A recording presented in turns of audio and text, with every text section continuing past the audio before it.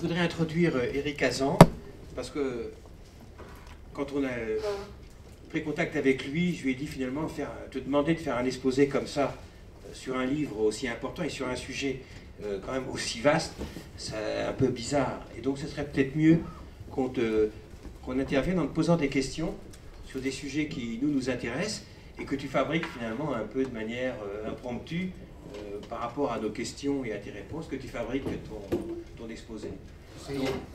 Donc tu as été d'accord sur ce principe. Alors, moi j'ai lu ce livre attentivement, je suis historien, mais je m'étais jamais beaucoup intéressé à la Révolution française, sauf tardivement, en lisant un romancier, que je trouve très important, que tu cites pas à juste titre, il n'aurait pas sa place dans ton livre, c'est Alexandre Dumas. Moi j'ai découvert la Révolution française à partir des mémoires de Joseph Balsamo, qui est un très long livre, où Alexandre Dumas raconte l'histoire de la Révolution française jusqu'à la fin. Et à partir, alors évidemment, chaque volume fait 600 pages, hein, donc c'est très long, on doit pouvoir se taper 4 ou 5 000 pages pour arriver à la fin, mais c'est absolument passionnant.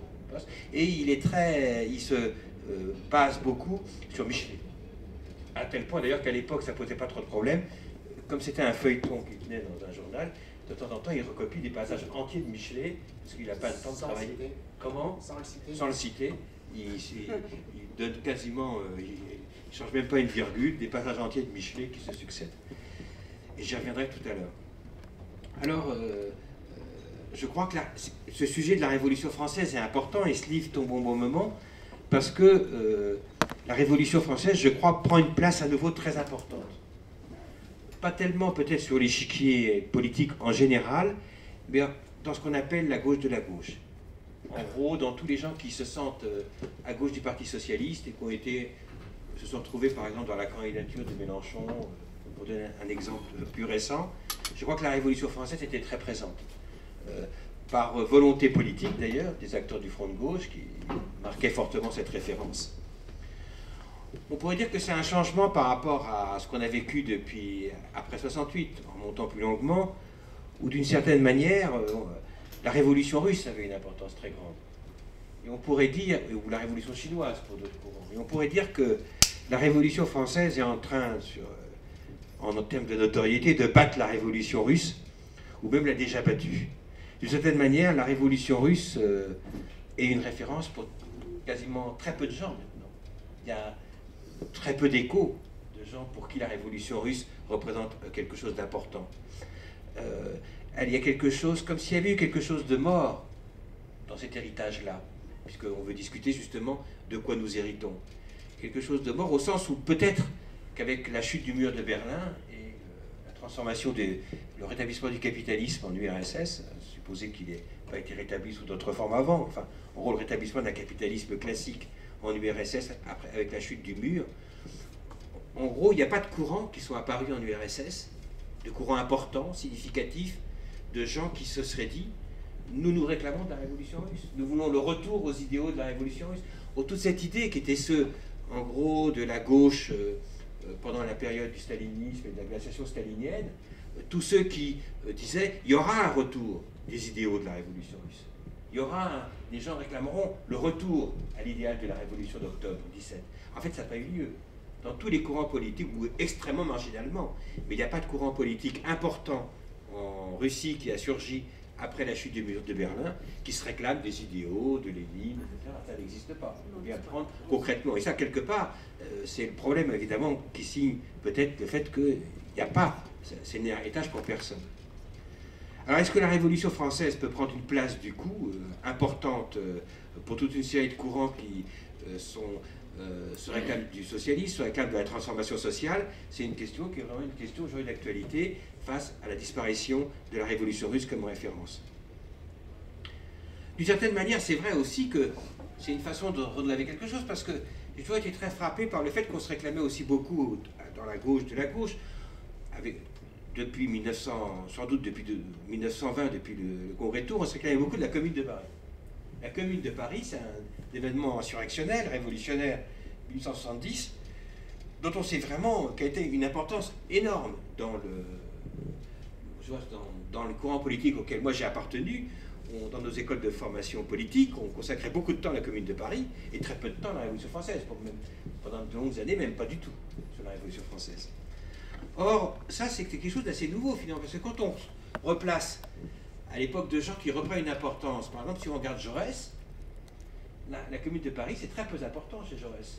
C'est important comme un moment où il y a eu la répression considérable. Ça, la répression. Mais comme modèle politique, par exemple, ça n'existe pas chez Jaurès. Cette idée que la Commune de Paris est un modèle de politique. Bon. De même, si on prend Charles Péguy, contemporain et ennemi de Jaurès, et aussi un personnage un peu bizarre, mais aussi d'une certaine manière dans la gauche de l'époque, pareil, la Commune de Paris n'a aucune importance chez lui.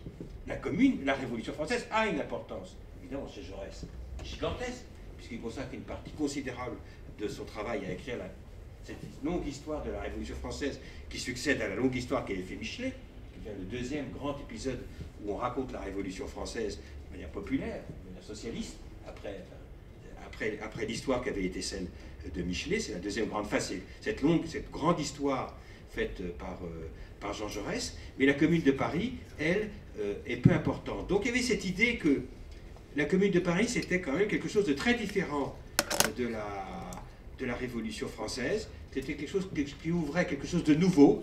La Commune de Paris ouvrait l'ère des révolutions socialistes, quelque part. C'est ce que Marx avait dit, finalement. C'est ce que Marx avait dit et que Lénine avait repris. Et en insistant, dans l'État et la Révolution, il avait insisté sur le fait que la Commune de Paris était une vraie rupture avec les révolutions précédentes qu'il y avait eu en France. Même avec 48, qui était un peu ambigu. Mais c'était vraiment, la vraie rupture, c'était 70. Or, évidemment, quand on relit ton histoire, on se pose tout de suite la question, on est obligé de s'interroger. La rupture apparaît beaucoup moins évidente. Parce que quand on reprend tout ce que tu racontes sur l'histoire de la commune insurrectionnelle, au sein de la Révolution française, la place occupée par la commune insurrectionnelle dans la Révolution française, on se dit que, quand même, le fait que la commune de Paris, elle est très héritière de ça. Alors, c'était la thèse de Furet, évidemment, aussi, qui considérait que la commune de Paris n'ouvrait pas quelque chose de nouveau, mais terminait un cycle qui avait commencé avec la Révolution française et qui se terminait avec la Commune de Paris. C'était un cycle qui était terminé et bouclé. Bon, et qui n'était pas quelque chose qui s'ouvrait. Donc là, évidemment, c'est une question importante, c'est-à-dire que, alors on va y revenir, mais c'est-à-dire que cette idée que il y avait finalement une dichotomie, et c'est ça peut-être qui pose problème aussi, et que ça serait intéressant de discuter à partir de ton livre, qu'il y avait une dichotomie entre des révolutions comme celle de la révolution russe, ou la Commune de Paris qui les inaugurait, qui étaient des révolutions socialistes, des révolutions prolétariennes, et puis des révolutions, d'autres types de révolutions, qui sont des révolutions bourgeoises, et qui sont classées dans le passé, et qui sont définitivement enterrées. Il y avait une espèce de dichotomie comme ça, qui séparait les deux. Et c'est d'une certaine manière la première interrogation qu'on pourrait avoir avec toi autour de ce livre, c'est qu'on a vécu, les marxistes ont vécu sur l'idée qu'il y avait des révolutions socialistes prolétariennes et des révolutions bourgeoises, que la Révolution française était typique des révolutions bourgeoises et que la Commune de Paris ou la Révolution socialiste était typique des révolutions socialistes et prolétariennes. C'est une espèce de dichotomie qu'on a créée, et quand on a lu ton livre, on n'est plus très sûr que cette dichotomie marche bien et tienne bien. Ce que rappelle ton livre, et ça je trouve que c'est intéressant, c'est qu'une certaine manière, c'est qu'il y a des révolutions tout court. Et que les révolutions n'ont pas besoin d'adjectifs pour être caractérisées. C'est que la révolution, ça suffit à soi-même, elle n'a pas besoin d'être une révolution quelque chose. C'est déjà suffisamment fort comme événement, comme ce qu'il y a à l'intérieur. Et que finalement, si on devait mettre un mot, tu l'emploies pas d'ailleurs, mais ce serait peut-être le mot de permanente, au sens de Marx. Peut-être pas au sens de Trotsky, qui lui donne un autre sens, mais au sens de Marx. Et une révolution, c'est quelque chose sur une longue période, plusieurs années, avec une suite d'insurrections, qui pose à chaque fois des problèmes nouveaux, qui rebrasse des questions, qui revisite des questions qui ont été visitées au début de la Révolution, comme par exemple, c'est très bien, je trouvais très bien dans ton livre, la question d'abolition des privilèges, quand cette question revient en permanence et en permanence remise sur le tapis et refabriquée, parce que la solution n'est jamais trouvée à l'abolition des privilèges, parce que ça pose des questions très très profondes, sur des questions sociales très très profondes. Mais que finalement, peut-être que l'opposition révolution prolétarienne et révolution bourgeoise est une notion trop abstraite pour comprendre ce que c'est qu'une révolution. Là, tu le dis, je vais citer un passage de ton livre qui me semble justement intéressant, qui le dit, c'est ce que tu appelles un excursus. Intéressant parce que dans le livre, tu racontes l'histoire de la Révolution, puis de temps en temps, tu fais ce que tu appelles des excursus, c'est-à-dire des dégagements sur un point, des discussions théoriques et politiques. Et là, effectivement, tu fais un excursus sur ce sujet. La Révolution française a-t-elle été une révolution bourgeoise? Alors je te lis parce que je trouve ça intéressant. Cette question a divisé les historiens sur un mode presque passionnel. Les tenants de la Révolution bourgeoise se trouvent surtout parmi les marxistes. Jaurès tout d'abord, qui reprenant les thèses développées par la social-démocratie allemande, écrit dès les premières lignes de son introduction, alors tu cites Jaurès. 6 volumes. Oui, au début du premier volume. C'était réédité récemment d'ailleurs, hein. Je crois qu'on la retrouve. Ça a été réédité par les sociales à une époque. L'édition sociale, c'est ça que j'ai. Mais je ne sais pas si on la retrouve. Ça n'a pas été réédité, pas non? Disponible, non, non, pas disponible. La Révolution française a réalisé les deux conditions essentielles du socialisme. C'est Jaurès qui parle, la démocratie et le capitalisme. Mais elle a été dans son fond l'avènement politique de la classe bourgeoise. Point. Fin de citation. Et tu commentes. Après lui, des historiens travaillant dans l'ordre du Parti communiste français et appuyés par leurs collègues en Union soviétique ont beaucoup fait pour la thèse de la révolution bourgeoise qui s'accordait bien avec ce qu'enseignait le marxisme de caserne ou sciences prolétariennes. Je te laisse le choix. Bon. La bourgeoisie, classe montante, pendant la Révolution, a détruit la féodalité et instauré le capitalisme, progressiste, puisqu'il a engendré le prolétariat, lequel était destiné à construire la société sans classe et à mener la grande révolution d'octobre 1917. Alors là, tu commentes et tu précises. Outre que Marx n'a jamais rien écrit qui puisse se ramener à un tel schéma. Ses notations sur la Révolution française sont éparses dans son œuvre et parfois contradictoires. Cette façon de voir est fort critiquable pour au moins 3 raisons. La première est que la bourgeoisie n'a pas détruit la féodalité. C'est Louis XIV qui lui a porté les coups décisifs. Sur ce point, on peut donner raison à Tocqueville et à Furet. La nuit du 4 août, thème important sur lequel tu as plusieurs fois dans ton livre, n'a fait que déblayer les débris d'une féodalité moribonde. Deuxièmement, en faisant de la bourgeoisie la classe motrice de la Révolution, les historiens marxistes étaient conduits à un grand écart intenable. Dans leur lutte contre la bourgeoisie, les paysans révolutionnaires et les sans-culottes œuvraient à contre-courant de l'histoire, évidemment, puisqu'ils s'opposaient à l'installation du capitalisme, stade indispensable du schéma stalinien. Le peuple était donc objectivement réactionnaire dans sa lutte pour la survie, comme les paysans ukrainiens dans les années 20. La troisième raison est sémantique, mais pas seulement. Pendant la Révolution, les mots bourgeois, bourgeoisie sont plus que rares dans les discours, dans les délibérations, dans les journaux. On pourrait souligner une chose d'ailleurs aussi, c'est que le mot capitalisme n'existe pas et que Marx ne l'emploie jamais. Les gens ne savent pas, on ne trouve pas le mot capitalisme chez Marx. On trouve le mot de bourgeoisie, de capital, mais pas de capitalisme. Nous avons du mal des fois à ne pas être anachronique aussi facilement. Alors, je les ai cherchés chez Robespierre, chez Brissot, chez Loustalot, chez Marat, chez Hébert. J'ai trouvé des riches, des accapareurs, des aristocrates, des intrigants, des monopoleurs, des fripons, des rentiers, mais de bourgeoisie, très peu. Cette rareté du mot a une signification qui me semble claire. Elle traduit l'absence de la chose. La bourgeoisie comme classe n'existait pas. Il y avait bien des riches et des pauvres, des possédants et des démunis, mais cela ne fait pas une classe bourgeoise et un prolétariat. La Révolution a-t-elle été bourgeoise ou non?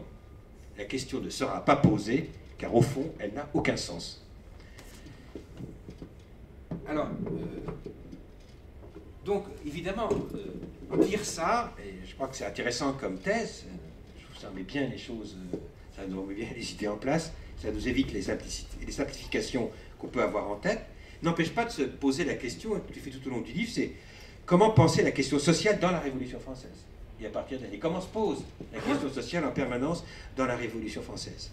Alors on sait que Daniel Guérin avait déjà fait un travail très important sur ce sujet, tu en parles, tu prends tes distances avec lui, tu es prudent avec les thèses de Daniel Guérin, mais dans ton livre, je crois que tu traites assez longuement de la question des enragés.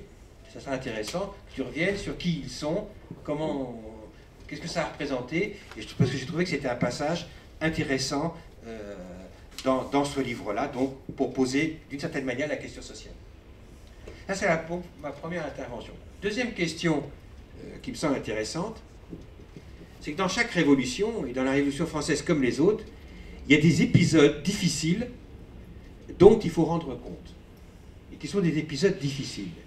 C'est le déchaînement de ce qu'un autre historien, je ne sais pas si tu le cites d'ailleurs, qui est Arnaud Mayer, appelle les furies. Oui.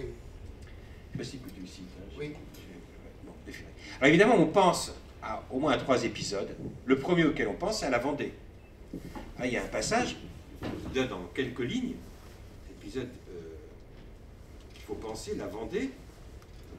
En quelques lignes, tu nous résumes quand même la tragédie de la Vendée. Quand tu dis, pendant ce temps, Carrier, représentant en mission arrivé à Nantes en octobre 1793... C'est-à-dire que la guerre est finie, là. La guerre est finie, oui. Les Vendéens ont perdu. Voilà. Menait la répression dans la ville. Les prisonniers vendéens y étaient amenés par milliers. Comme la guillotine était trop lente, le typhus menaçait dans les prisons, il eut d'abord recours à la fusillade en masse. Puis il utilisa les bateaux dont le fond s'ouvrait et déchargeait la cargaison humaine au milieu de la Loire, devenue par la circonstance la baignade nationale. Parallèlement, les tribunaux révolutionnaires locaux faisaient fusiller et guillotiner à Angers et à La Rochelle. On rend compte de ça.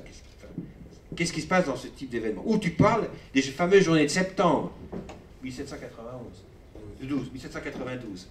Et là, je voudrais citer aussi ce qui s'est passé dans les journées de septembre, qui reste un épisode un peu... qui interloque, en fait. C'est ça. Et puis étrange. Et tout ce qu'on continue à s'interroger, sur lequel il n'y a pas de thèse définitive, quoi, sur lequel les historiens continuent à discuter. Je lis combien de morts, alors des massacres. Alors voilà, la tuerie, c'est-à-dire que des tueries ont lieu dans les prisons. Les tueries ont lieu, les foules se dirigent vers les prisons de Paris. Pas des foules. Peut-être pas des foules. Pas des foules, des groupes. Des groupes se dirigent vers des prisons et sortent les prisonniers et massacrent. Pendant 4 jours. Pendant 4 jours. Alors la tuerie se déroule de façon différente selon les lieux. À l'abbaye, c'est une prison, en prison, c'est un tribunal improvisé qui se met en place, dirigé par Stanislas Maillard. Registre des coups en main, il interroge les prisonniers et prononce les sentences avec ses assesseurs. À la Force, qui est notre prison, Pession relate au matin du 3 que les hommes qui jugeaient et les hommes qui exécutaient avaient la même sécurité que si la loi les eût appelés à remplir ses fonctions. Rien de tel en revanche dans les prisons touchées par les massacres dans les jours suivants. La Conciergerie, le Châtelet, Bicêtre et la Salpêtrière. Les mises à mort sont menées par des attroupements, justement, entre guillemets attroupements, et d'hommes peu nombreux qui œuvrent avec pics, sabres et gourdins en silence. Cette phrase est terrible. Comme selon le témoignage de Pétion. Combien de morts dans ces massacres?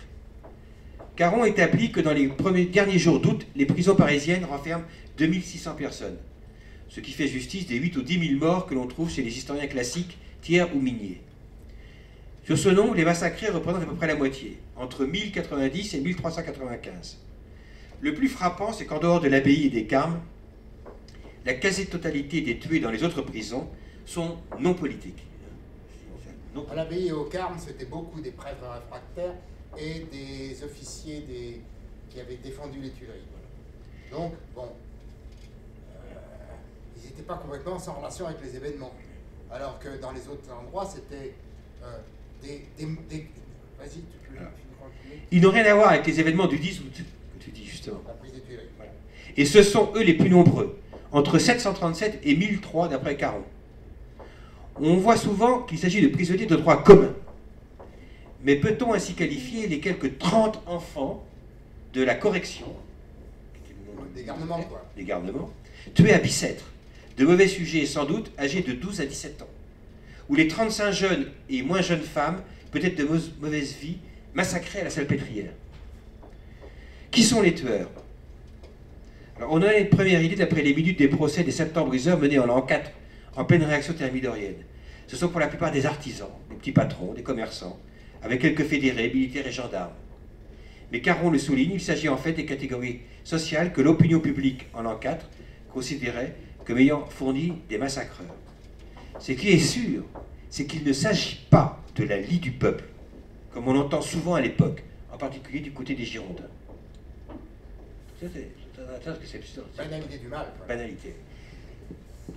Et alors ça rappelle un épisode que décrit très bien Alexandre Dumas avec son cycle de romancier, qui date du début de la Révolution, c'est de la prise de la Bastille.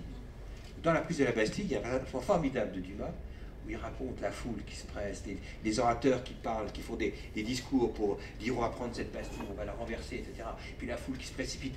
Et à ce moment-là, effectivement, prennent la Bastille, enfin, la Bastille est prise, ils emmènent leurs prisonniers qu'ils ont fait, de Launay, ils les emmènent, et à ce moment les révolutionnaires les protègent, parce qu'ils veulent les emmener, ils veulent les emmener pour qu'ils soient en sécurité, ils ne veulent pas les tuer. Ils veulent les emmener, ils veulent qu'ils soient jugés éventuellement, mais pas les tuer, jusqu'à l'hôtel de ville, qui est pas loin quand même de la Bastille. Et à ce moment-là, ils n'arrivent pas. Eux-mêmes ils sont lynchés. Et les révolutionnaires essayent de protéger Launay et les autres, ils n'y arrivent pas. Et ça, pour Alexandre Dumas, qui est un révolutionnaire, enfin, qui est tout cœur avec la Révolution, c'est aussi quelque chose de saisissant et de comment on fait dans ce genre de situation. Et puis évidemment, il y a aussi la loi des suspects de 1793, qui évidemment est un épisode tout à fait redoutable. Alors, évidemment, il ne faut pas évidemment avoir une vision idyllique. Ce type d'événement a lieu dans des moments où la lutte entre révolution et contre-révolution est poussée à son maximum. Où il y a un déchaînement des deux côtés, des forces, même si c'est parfois plus compliqué, mais c'est pas de la vengeance. Parce que dans le cas de la Vendée était défaite quand ont lieu les massacres. Donc là, c'est une question sur laquelle j'aimerais bien qu'on discute aussi, éventuellement qu'on revienne. Le quatrième point qui me semble intéressant, ce que je trouve intéressant dans ton livre, c'est la question du reflux et de la glace. Alors, c'est un point très beau. On parle de reflux de la Révolution. En gros, après des années de combat, de mise en risque de sa vie, d'insurrections successives les unes des autres, de politisation extrême, à un moment donné, les gens rentrent chez eux. Il y a une espèce de repli sur la vie privée. Et là, je crois qu'on ne peut pas penser autrement l'histoire de toute la Révolution à un moment donné. Et dans la Révolution française, tu emploies un mot que tu prends chez Robespierre, c'est Saint-Just, qui est le mot de glaciation. Alors là, je voudrais lire la manière dont tu en parles. Je sais pas, je crois ça. C'est pas glacée toute seule, en fait. Oui, bien sûr, elle s'est pas glacée toute seule. C'est tout l'épisode aussi avec ce qui s'est passé avec les enragés. C'est-à-dire que dans l'hiver 93-94, il y a eu un tel déchaînement du mouvement populaire, en particulier sous la forme d'un torrent, le mot torrent est utilisé par les contemporains, de la déchristianisation. En novembre 93, il n'y avait plus une église ouverte à Paris, il n'y avait plus de culte catholique dans Paris. Les églises restaient ouvertes, c'est les temples de la raison. Donc, devant ce déchaînement du mouvement populaire, les comités de gouvernement, et en particulier Robespierre, ont donné un énorme coup de frein. Un énorme coup de frein à la déchristianisation, au mouvement populaire dans son ensemble, en freinant la fréquence attribuée aux réunions. Enfin, ils ont tout fait, finalement, pour casser les reins à un mouvement populaire. C'est pas tellement, pour des raisons, à mon avis, ça n'est pas tellement que ce mouvement populaire les gênait du point de vue des idées. Mais il y avait la guerre, que Robespierre n'avait pas voulu, vous vous souvenez, Robespierre a lutté contre Brissot pendant plusieurs mois, contre la guerre. Mais une fois qu'elle était là, cette guerre, il était très important de la gagner, évidemment. Parce que, je sais pas, si Louis XV avait perdu, enfin, si le maréchal de Saxe avait perdu la bataille de Fontenoy, bon, c'était pas un drame, quoi. On aurait perdu 3 places fortes, un petit bout des Flandres, et puis voilà. Là, si la guerre était perdue, c'était toute la révolution, c'était tout qui se cassait la figure. Donc il fallait gagner cette guerre. Et je pense que dans l'esprit des comités de gouvernement, le mouvement populaire, dans son bouillonnement, au fond, c'était le bordel, quoi. Et on ne gagne pas la guerre en laissant le bordel. Alors que le mouvement populaire, lui, et en particulier les Cordeliers, qu'on appelle à tort les hébertistes, mais qui étaient quand même l'émanation, à la fois les instigateurs et les interprètes du mouvement populaire, les Cordeliers, eux, faisaient un raisonnement stratégique tout à fait différent. Ils disaient, commençons par faire vraiment la révolution chez nous, et après on sera invincible. C'est deux conceptions stratégiques opposées. Et les comités de gouvernement, et en particulier Robespierre, ont fait prévaloir leur vue. Ils ont envoyé les cordeliers, ils ont écarté le groupe des enragés, ils ont envoyé les cordeliers à la guillotine, et ce faisant, au fond, ils ont en quelque sorte scié la branche sur laquelle ils étaient assis. Parce que le mouvement populaire, il avait beau être le bordel tout là, c'était quand même le moteur de la révolution. Et en le mettant au pas, ouais, je pense qu'ils ont vraiment, sans s'en rendre compte, scié la branche sur laquelle ils étaient assis. La meilleure preuve, enfin, si je puis dire, c'est que au lendemain, le soir du 9 Thermidor, quand Robespierre et les robespierristes ont été mis hors la loi par la Convention, la Commune a essayé de monter une insurrection, la Commune insurrectionnelle, enfin l'héritière de la Commune insurrectionnelle, a essayé de monter une insurrection contre la Convention. Eh bien, ça n'a pas marché, parce que le soir, les gens sont rentrés chez eux, comme tu disais.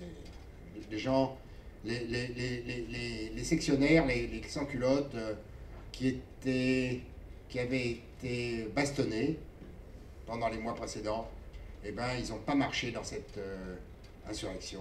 Ils sont rentrés à la maison et les robespierristes, eux, sont partis à la guillotine. Et ça, tu le soulignes dans deux passages, tu écris que Robespierre était quand même conscient de ce risque-là. C'est-à-dire que tu cites un passage, là, tu dis « Il n'empêche, Robespierre a jugé bon de faire ce rapport sur un mode très personnel, ce qui lui donne dans cette affaire un rôle exposé. Pourquoi l'a-t-il voulu, lui qui ne laissait rien au hasard ? On peut écarter l'idée du pontificat. » Oui, parce qu'on dit toujours Robespierre est chef. Pontife, oui, voilà. Qui ne correspond ni au personnage, ni à ce discours en particulier. La raison est plutôt politique. Robespierre a conscience du risque de glaciation qui menace la Révolution. Il l'exprime dans son discours du 18 Pluviose. Alors, tu cites, « Le plus grand écueil peut-être que nous ayons à éviter, ce n'est pas la ferveur du zèle, mais plutôt la lassitude du bien. » Ça, c'est formidable. Ça. Ouais, c'est bon, ça. La lassitude du bien et la peur de notre propre courage. Souligné par moi. On peut penser qu'il voit dans un lancement spectaculaire du culte de l'être suprême, un grand dessein capable de rassembler, de faire renaître l'énergie révolutionnaire. Oui, l'être suprême, le peuple français reconnaît l'existence de l'être suprême et de l'immortalité de l'âme. C'était une banalité à l'époque. C'est pas un truc qu'il a sorti d'un chapeau, Robespierre. C'est dans Saint-Just, c'est même dans les préliminaires, dans les, comment dit-on, les attendus des droits de la Déclaration des droits de l'homme de 89. L'être suprême, c'est une banalité. En revanche, monter une énorme fête avec les dessins de David, tout, c'est une énorme fête, un truc énorme, gigantesque, avec des fontaines de feu. La description de cette journée, ils ont vraiment monté un opéra, un grand spectacle autour de l'être suprême. Ça, c'était pas banal. Et cette volonté, c'était un peu... ils sentaient bien que ça s'essoufflait, en effet, et ils disaient, en montant ça, on va au Laker, quoi. Parce qu'on dit toujours, Robespierre était rousseauiste, c'est vrai, c'est vrai. C'est vrai que l'idée de l'être suprême n'allait pas contre ses opinions personnelles. Mais c'est pas du tout... la fête de l'être suprême, c'est pas du tout... c'est pas du tout un truc personnel à Robespierre. À l'époque, c'est un topos, quoi. C'est un lieu commun. Alors, je reviens justement à cette question de l'élimination des cordeliers dont tu parlais. Là aussi, tu en parles, là je te cite. L'élimination des cordeliers par les comités de gouvernement est un tournant suffisamment grave dans le cours de la Révolution pour qu'on s'arrête un moment sur sa interprétation, en laissant de côté la question combien redoutable, ce sera pour ton prochain livre, pourquoi toutes les révolutions, depuis la grande révolution anglaise jusqu'à la révolution culturelle chinoise, en sont-elles arrivées à éliminer leur extrême gauche? Ça, c'est une grosse question. C'est une grosse question. Et même, on peut dire, la réforme, déjà, qui était une révolution avec la guerre des paysans, ils ont aussi éliminé leur extrême gauche, hein, avant même la révolution anglaise, avant même les Levelers. C'est une constante. Toutes les révolutions, à un moment donné, se débarrassent d'une manière ou d'une autre, violente ou pas, généralement oui, de leur extrême gauche. Et il me semble en réfléchissant à la Révolution française, c'est un peu l'explication que j'ai donnée. L'extrême gauche, c'est le bordel. C'est toujours des gens qui sont facteurs de désordre. Ils ne sont pas contrôlables, ces gens-là. Et la révolution, elle est toujours en prise avec des grosses difficultés, internes, externes. Donc, il y a la réelle politique, il faut que ça marche. Il faut que ça marche, il faut que ça tourne. Sinon, les autres vont venir et puis tout va être perdu. Pardon. Et pour que ça marche, il ne faut pas que la commune de Shanghai nous foute le bordel, que dans la révolution russe, c'est la question de savoir qui était l'extrême gauche, mais... Ça peut être les anarchistes oui. des années 20, ça peut être les trotskistes ensuite, enfin... Oui, c'est ça. Ça peut être différent. Oui, enfin, on voit bien la tendance, quoi. Hein, des gens qui sont des facteurs de désordre, quoi. Hein. Peut-être c'est pas ça par rapport à ce que tu dis. Alors, dernier point, après je te laisserai plus la parole si tu veux revenir sur différents sujets, c'est effectivement tu montres comment les idées de république et de nation sont apparues dans le cours de la Révolution, et que ça apparaît lentement, et ça se cristallise progressivement. Effectivement, la grande question, c'est qu'est-ce qu'on fait aujourd'hui de ces notions-là, celle de république, celle de nation, c'est quelque chose de compliqué. Et puis il y a un passage sur lequel je terminerai, parce que effectivement, je ne résiste pas au plaisir de le lire, qui est qu'est-ce que c'était dans la Révolution française, dans le texte définitif de la Constitution de 1793, qu'est-ce que c'était quand on définissait le fait d'être français. Donc à une époque où on s'interroge sur ce genre de sujet, pas forcément chez nous, mais dans d'autres circonstances, tu écris l'acte constitutionnel fait aujourd'hui rêver dans sa façon de définir le citoyen. Alors je vous cite effectivement la façon dont la Constitution de 1793 définissait le citoyen. Tout homme né et domicilié en France, âgé de 21 ans accompli, tout étranger âgé de 21 ans accompli qui, domicilié en France depuis un an, depuis une année, y vide son travail, ou acquiert une propriété, ou épouse une Française, ou adopte un enfant, ou nourrit un vieillard. Tout étranger, enfin, qui sera jugé par le corps législatif avoir bien mérité de l'humanité, est admis dans l'exercice des droits de citoyen français. Je terminerai avec ça, parce que, effectivement, et là on se dit que des fois on est bien loin de ça aujourd'hui, et que là on comprend comment on peut se réclamer de la Révolution française. Je voudrais revenir une seconde sur quelque chose que tu as dit en commençant, que, disons, le front de gauche se réclame de la Révolution française. Je dirais qu'aujourd'hui, se réclamer de la Révolution française avec la Marseillaise et le drapeau tricolore, c'est indigne. Ça conduit à traiter les émeutiers d'Amiens de petits cons, et ça fait partie du même mouvement.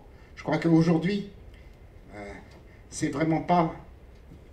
Enfin, la notion de république, l'idée de la vision d'un drapeau tricolore ou le chant de la Marseillaise, qui ont été à ce moment-là extraordinaires. Hein, le chant de guerre de l'armée du Rhin, les fédérés marseillais l'ont chanté tout du long de leur trajet à pied de Marseille à Paris, et l'ont fait connaître des régions traversées.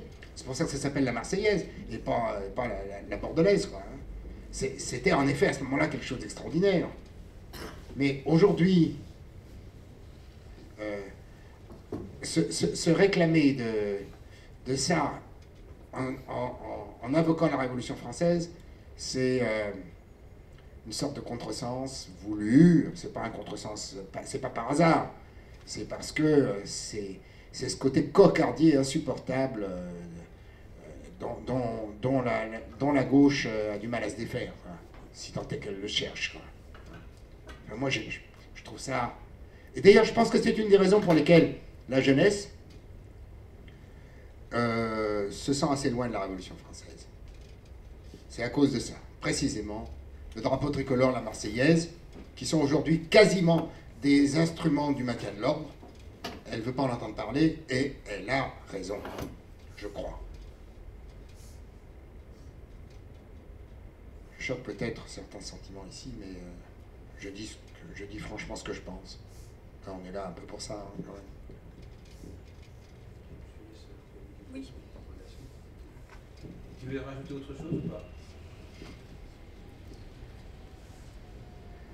c'est pas la première présentation que je fais du livre. Et au fond, il y a toujours quelqu'un au fond de la salle qui dit « Mais alors au fond, qu'est-ce que ça nous apporte ?» Eh bien, je ne l'ai pas mis dans le livre, parce que je n'y ai pas pensé. Mais au fond du fond, après avoir discuté avec des auditoires variés, le plus grand apport de la Révolution française, je trouve, c'est d'avoir eu lieu. Ça montre que des événements complètement impossibles, plus qu'improbables, eh ben, se produisent. Parce que si on se met dans la peau, 30 secondes, d'un homme, d'une femme, en avril 89, le mois avant la convocation des États généraux. Bon, bien sûr, il y a une crise économique grave, il y a une dette terrible. Hein. La moitié des recettes du Trésor royal servent à payer les intérêts de la dette. La France est au bord de la banqueroute. Mais bon, d'abord ça s'était déjà produit. Hein. Sous Louis XV, à la suite de la guerre de 7 ans, la France avait fait banqueroute. Banqueroute. Et puis, ben, on s'en était relevé, on s'en était remis. Mais à l'idée que le trône de Clovis, de Saint-Louis, d'Henri IV, de Louis XIV pouvait vaciller, et plus que ça, c'était impensable. C'était impossible. Camille Desmoulins le disait, il le disait en 1793, il disait « En 89, nous n'étions pas 10 républicains ». Donc c'était un événement impossible. Eh bien, ceux qui aujourd'hui nous farcissent la tête avec l'idée que l'économie de marché, que l'état des choses, c'est destiné à durer toujours parce qu'il n'y a pas de possibilité autre, eh bien ceux-là, je pense qu'ils se trompent.